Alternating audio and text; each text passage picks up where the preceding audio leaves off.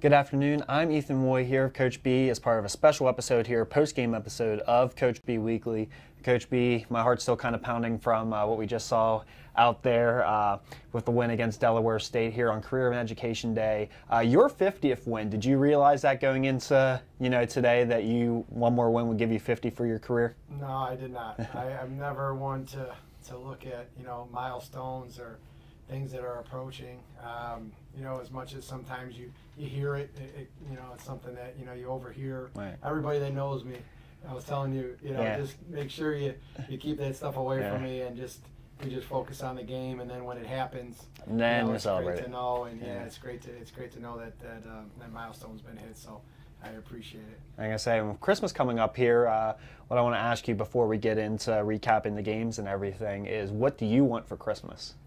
What's the one thing on your list that you want for Christmas? I'll tell you what, and as far as like a material possession thing, I really don't have my heart set on anything. Okay. I'm just looking for just a great holiday to be able to enjoy family and friends, and just have a healthy holiday, a safe holiday. I've always looked at Christmas as a great time of year. Mm-hmm. Obviously, the holiday itself and what it means to me, and just now having a son. Yeah. And he's gonna get spoiled, isn't he? Yeah, he's gonna get a lot for Christmas, but just having a son and being able to share a holiday for the first time like this with him. At Christmas, which is a holiday, means so much to me. I could only just talk about the things about having this opportunity and the blessing that I have in my life. So nothing material at all. Whatever someone decides to give me, I'll be very grateful for. I really am just extremely blessed and happy just where I am, and having a son this year is just an amazing. That's pretty much the Christmas spirit there. So what we just witnessed out there at the NAC, a 64-63 win on Career and Education Day against Delaware State here. You were up 15 in the third quarter. Delaware State bounced back to take the lead, and then E-Ray Mamadou with the game-winning putback after grabbing the offensive rebound there with about 5 seconds to go. What was the vibe like in the locker room after an exciting win like that, but that you were up 15 at one point? The vibe was that there was excitement and joy. It was a great moment for the team, great moment for Ozzie to come up big like that and go and get that rebound, snatch it, and go up strong and finish. That was just a great moment for everyone, and I wanted them to enjoy it, so I could see the energy when I came in there. There was a lot of smiling and happy faces, but we have to understand that we got to learn from the game too. Yeah. And I'm always challenging for that. We enjoy this today. Mm-hmm. You guys, were able to earn that victory by pulling it out late and winning that close game we were looking for. First time this year that we've actually won that close game. Right. We've been on the wrong side of that a bunch of times. Mm-hmm. With different circumstances about why. Yeah. But for us to be able to that moment, to go out there and grab that victory by getting a big stop and then going after it and executing a play really well, mm-hmm. and then going after it and staying relentless for the rebound and the putback. Yeah. I could see that they were excited about what a way to go into the break kind of mentality. So, it was great to see that, and I really felt great about the fact that we closed the game out. Mm-hmm. And then on Saturday, you had a 73-53 win against Pitt Johnstown. 1-2 wins there. That's a winning streak now, as they like to say in Major League. I think the move. Well, it was 3. It was like you win 2 in a row, and then if you win 3, that's a winning streak. And it has happened before. You're right. You're right. So we're one more away from that, but just to string a couple together like this, I mean, no matter how much some of these guys have won in the past, last year, all the games we won, breaking the record here and everything, mm-hmm. You need to get over that hump somehow, and these little battles that we're winning here, they can mean a lot to come back to practice and to go forward in a positive way. So and then with that win against UPJ, you made some changes in the starting lineup there. You brought Isabella Posset and Hanukkah Ikematsu into the starting lineup. Nina Augustin, she's settled into prominent role off the bench, and Megan Callahan kind of dealing with some injuries right now. What was the reasoning behind those two in particular, Posset and Ikematsu, jumping into the starting lineup? Well, I'll tell you, a lot of times when you think of lineups, it's really all like game performance driven. Mm-hmm. That's what a lot of times we get caught up in, that mentality that everything's about game performance driven, and it's a big bigger picture than that. Right. There's practice every day. There's how you're handling the information that we're teaching you, that you're understanding, how to do more than just some things that stand out on the stat column. There's a whole big picture to that. It all matters, and that's what I've been telling the team. Some people will say, well, if I just do this, that'll take care of everything else. We're not that kind of culture. We're the kind of culture that, we're trying to do the best we can in everything that we're involved in. Mm-hmm. So Bella's been putting some great work in at practice, and that means a lot to me. She's been picking up some things really well in practice and playing with a good pace, and she's been giving us some lift every day in practice where I could see that, that opportunity was at the earned level. And so, there was no predetermined about that, and there's no predetermining going forward. Right. Same thing with Hanukkah coming into the starting lineup. She has to continue to practice well. She has to continue to come to work every day. It's not just game driven. Right. And that's something that's important for everybody that follows the program knows, is that the lineup shakeup looks like a great move, and I'm happy that not only Bella and Hanukkah reacted well to it when it first happened against Pitt Johnstown, but also Nina Augustin did well. Yeah, she's had two back-to-back good games off the bench, jumping back into that role that she excelled in last year. She excelled in that role, but if she needs to go back and start for the team, I would expect her to come back in and have her hands wide open and a full heart to that. So it's always important to say to yourself that, as a student athlete at the Division I level, if I feel comfortable, then I got a problem. Right. You got to come to practice every day with a fire and a passion to get better. And if you start feeling comfortable, that's when you get comfortable in your role. Up a little bit. That's right. So the lineup is never something that I say that's set in stone and their changes won't be made. Whether we start or we come off the bench, everything that I believe in, that there's value in both, and you do not get driven into starting means everything to me. And if that's your mentality, you don't match us well. So whether they're starting or coming off the bench, I expect them to do the best they can in those roles. It was nice to see them do a great job when we shook that up. Yeah, absolutely. And then expanding on Pause's performance, she was named NEC Rookie of the Week yesterday, following her performance against Pitt Johnstown, where she had a career-high 16 points, 3 boards, did a little bit of everything there. Then added 10 points. She's 9 for 16 from the field in these last 2 games, and 6 for 11 from 3. And playing the most minutes on the team now is your point as a freshman point. So, how impressive has her performance been over these last 2 games as she kind of, settles herself into the collegiate game? Well, what's important to remember is that, she's in the culture of earning everything. And that's what I really like to see, is that she's taking a great joy and passion in earning the role and earning her minutes. And if she continues to stay focused and stay humble when she has those moments of getting the accolades of Player of the Week and the attention and the interviews and things like that, she can go far places. And she can go real far. And that's what we're looking for with her. I'm very pleased with how she's handled the transition now. And sometimes when you come in and you've done as well as she did in high school, especially with her, to interrupt there, but she.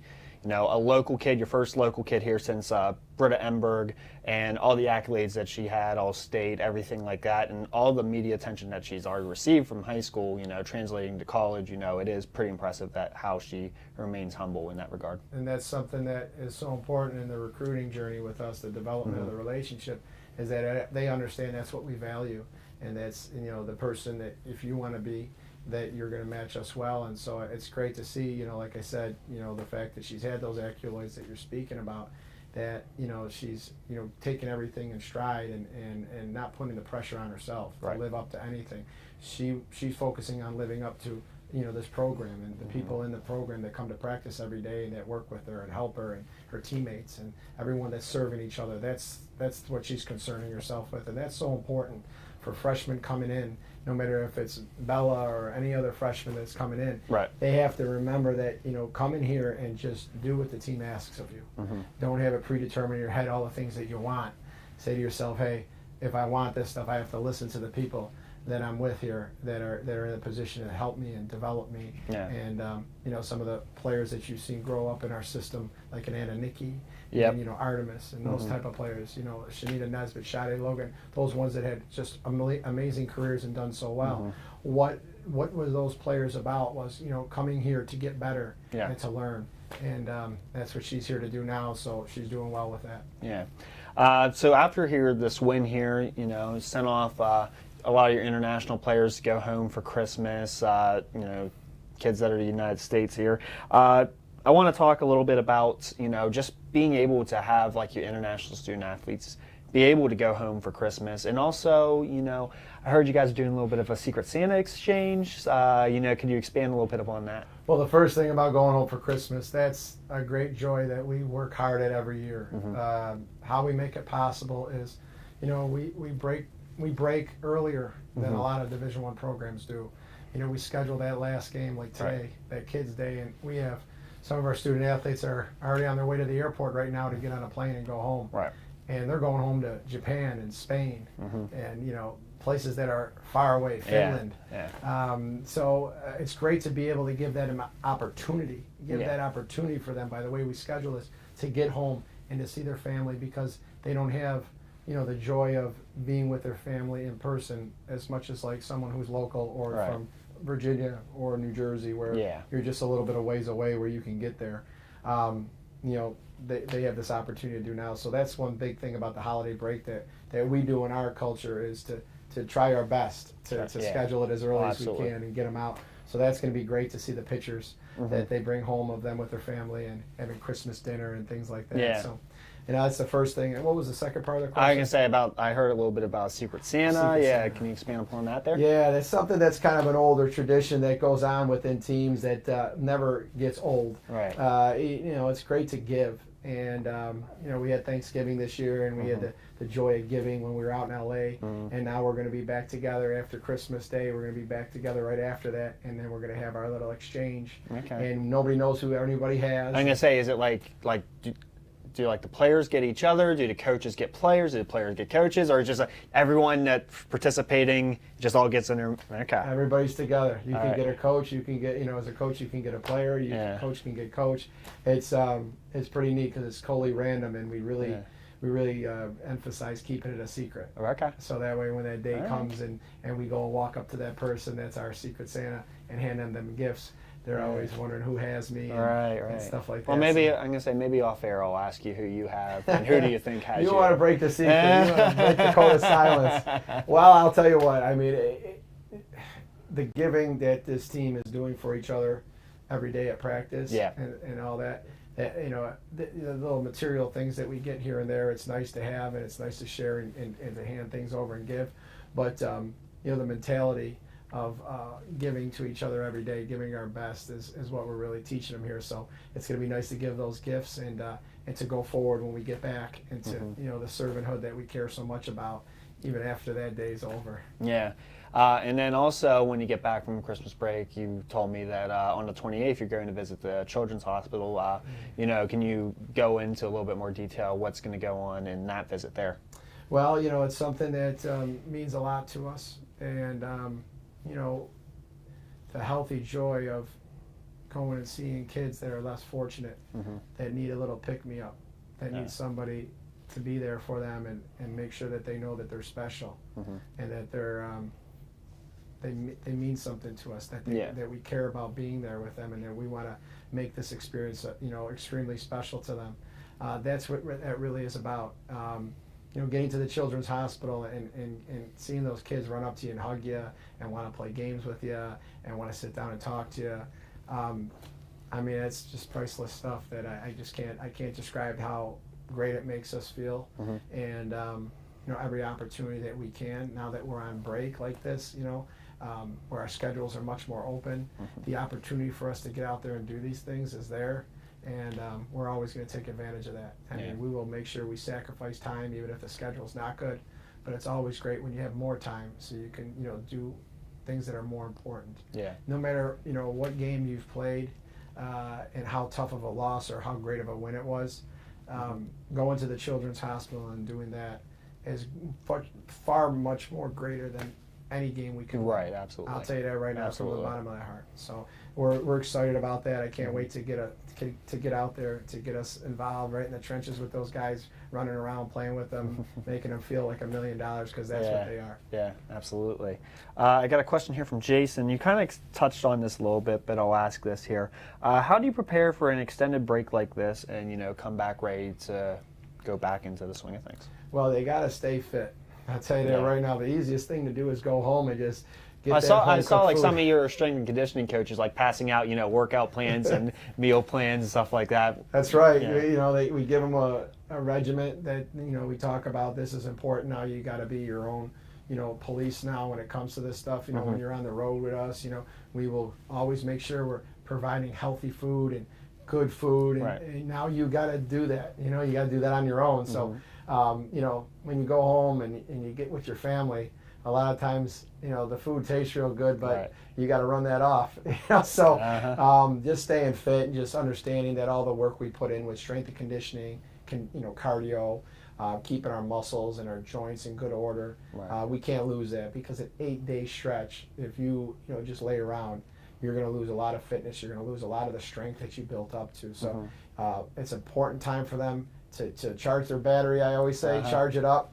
And enjoy their family, and enjoy not having class for a little while, where they don't have to worry about a test or a quiz or a paper, and just enjoy that kind of schedule. But then always devote some time during the day to getting in there and getting your cardio in and getting your strength in and getting your shots up and working on your game, because when you come back, we're on go again. We're on go, and we got to get ready for that next game. So great break with a little bit of work involved as well. Yeah, and that next game, which is 12 days away, but it's against a pretty tough opponent here as we end the show.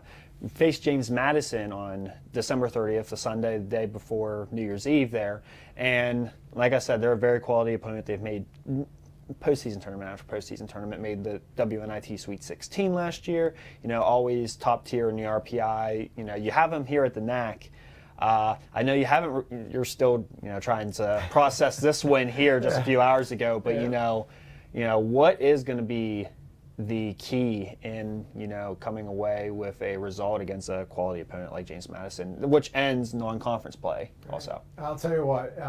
All that what you said about them is 100% accurate. They are a very great program, and they've continued on with success with the coaching change, and they're continuing to be extremely tough to handle.